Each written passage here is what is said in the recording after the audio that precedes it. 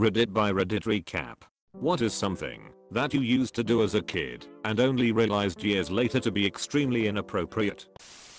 When I was little, about age 6 through 9, I was obviously out of the loop on anything sexual, especially masturbating. We had one of those electric brushes used to massage your scalp.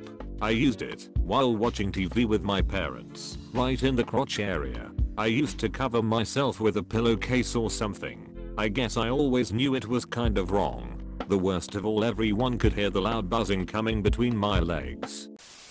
So when I was around 6 to 7, someone kept tagging all the signposts around our area with black stickers with orgy written on them in neon orange or neon green. After I kept seeing them, I asked in front of the whole family, what's an orgy? My sisters, 17 over 18 at the time, looked very uneasily at my parents and they managed to come up with the answer, it's a party. I replied, I want to go to an orgy. I used to sneak into my elderly neighbor's house and hide behind the couch. She would call my mom and tell her whenever I was over there so that my mom wouldn't freak out wondering where the hell I was. I also had a habit of just barging into my best friend's house whenever I felt like. No one taught me about knocking or doorbells, apparently. Not me, but my nephew, who will realize it's massively inappropriate because I keep recording it because it's fucking hilarious. He humps the floor, like straight up pushes his little 3-year-old crotch into the ground and gyrates. Doesn't matter where he is or who is watching, he cannot resist that sexy floor. It's got to the point now where his parents have to reward him for not humping the floor. I was about 7 years old. I had never seen black people before. I grew up in rural parts of Canada, and my father took me to Montreal to see museums and go see an IMAX film. So we end up driving to the nearest underground metro, subway, station to park there and take the metro to the city. And then I see black people everywhere. Holy shit. So I just keep quiet and follow my dad inside the train. We are surrounded by black men and women sitting next to us and standing too. And then I ask my dad, why are there so many black people? Are we taking the train to Africa? My dad's face turns bloodshot red and a black woman looks at me smiling. My dad is mortified and we got off the next stop. He still likes to tell this story at family gatherings. I used to call black people chocolate people. I was 12, my older female babysitter, who was 14 at the time, came over to basically put my baby sister to sleep and then wait while my parents went on date night or whatever. When it got close to my bedtime, she asked if I wanted a shower or bath to go get it ready for me, and I said bath. So she got up, and several minutes later I hear her call, it's ready. So I went to the bathroom and she was in the tub already with her bra and underwear on, and she asked if it was okay if she joined. I said something like, only if I get my swim trunks on. And so when I got back and in the tub with her, we started playing around, splashing and giggling. And this just so happened to be the first few times I got a boner. As soon as I noticed, I got really embarrassed, and she then saw it through the water. And then a few moments later I see her panties come out from the tub water. And we felt each other up in the tub every time she came over after that. We never actually had full-on sex, but man did she love giving oral. When I was 11, my family got cable and we sat down to watch Good Morning Vietnam. When Robin Williams said, you're in more dire need of a blowjob than any white man in history, I turned to my mother and said, Mom, what's a blowjob? I had never seen her cringe in my life until that moment, but in a rare show my dad came to her rescue and said, she doesn't know. Being a girl, I got a lot of baby dolls when I was young. This being the late 80s and early 90s, a lot of them were pretty fucking hideous. So I did what any girl would do in that situation. I scribbled over their faces with a red marker, then hosted a public execution for them for the crime of being ugly. I'd hang them with yarn and scrunches around their necks, then buried them in the back of my closet to be forgotten about. I had my cutest stuffed animals and dolls watch, so they'd know what happened to ugly people. I was bullied a lot. I did all these weird sexual things with my next door neighbor when we were 6. We'd kiss and touch each other's butts. Nothing more than that, but we are both girls and now she's a super Christian churchgoer who posts and shares Bible quotes and stories about waiting for a man with the right values. Apostrophe.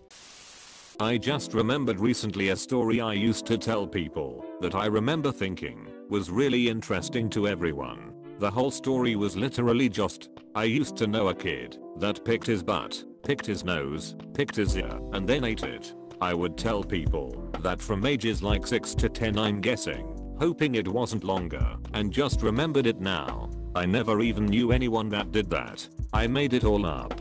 The combination of the fact that I was lying and that I thought it was a genuinely interesting story back then makes me cringe to this day. I took one of those disposable cameras and took pictures of me nude at like 5 years old and buried them like time capsules. When I was 6 or 7 years old, my parents got me this children's book about human body. The one thing I took from it was the reproductive system. Of course I had no idea what sex was back then, but I vaguely remember that I'd pretended that the big haystack in our backyard was an egg and I was a sperm. I literally crawled like a snake in the grass towards the haystack, dove my head into it and screamed fertilization. Not inappropriate since only my parents saw it, but I think it's worth mentioning. When I was a kid I was a super tomboy, so all of my friends were boys. I think they kind of accepted me as one of their own and gender never really became a consideration. At least that is my theory as to why this happened.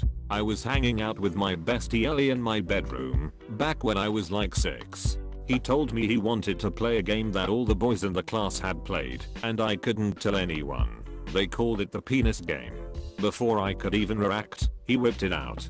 Apparently the point was just to show it. I told him I didn't want to. A couple weeks later, I really wanted a sleepover with him. My parents said no, and I thought I wasn't allowed because he was a boy, which is actually plausible. So, in my brilliance, I told them it's fine, I can sleep over, because I've already seen his penis. That didn't go over well.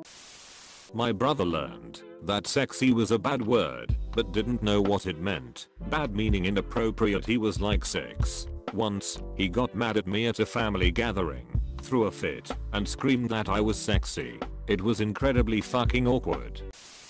More hilariously dangerous than inappropriate, really. I like to make potions by combining everything I found under the bathroom sink. I would then laugh maniacally at my eldritch creation, feed it to my stuffed animals, and inevitably dump it on the lawn.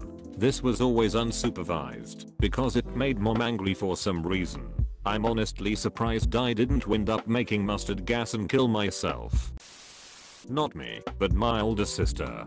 Background: I have a very racist grandpa. We've been trying to correct him for years, and he's finally gotten to the point where he thinks there are a few good blacks. Horrible, but still a major improvement. Anyway, one time the window of his truck got broken, and he complained about how it was the goddamn RS in front of my sister. As 2-year-olds so often do, she modeled his behavior. Apparently it took a long time for my sister to stop yelling, "You goddamn haggers," at any black people she saw. Thank God she mispronounced it. Lol, as a kid, me and my best friend used to play something we called the money game. First we made a bunch of fake money from green paper. Then we put on really slutty clothes that she supplied, just miniskirts and stuff. I never owned any stuff like that, and pretended like my 4-poster bed was a boxing ring and we would strip for an imaginary crowd of men. Then pretend like they were flinging $1 at us. We couldn't have been older than like 9. No clue how it came about, but I'm pretty sure it was her that brought it to the table. My family, though liberal, was a bit closer to middle than hers. It was purely for fun, and not sexual at all. When we were about 6 or 7, my friend and I, both female, used to play house. For some reason, it was decided that I was the house. I would lie on the floor and she would cover me with a blanket. My limbs were different rooms. My head was the bathroom. When I was a kid, like 5, I tied up my Barbie dolls. This was my favorite thing to do with them. It was really fun and exciting for some reason. I played that Barbie had to be rescued to get out. She was totally helpless. Later I played tied up Barbie dolls with my best friend and her mom spoke to mine, and they both found it very odd. As an adult I wonder if this was some early manifestation of my bondage fetish.